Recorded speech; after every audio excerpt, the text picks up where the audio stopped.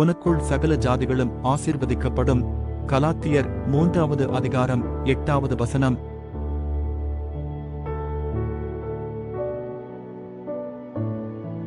உனக்குள் சகல ஜாதிகளும் ஆசீர்வதிக்கப்படும். கலாத்தியர் 3வது அதிகாரம் 8வது வசனம்.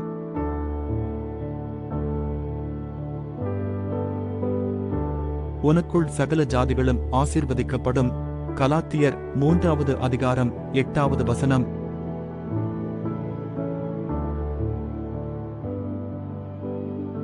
உனக்குள் சகல ஜாதிகளும் ஆசீர்வதிக்கப்படும். கலாத்தியர் 3வது அதிகாரம் 8வது வசனம்.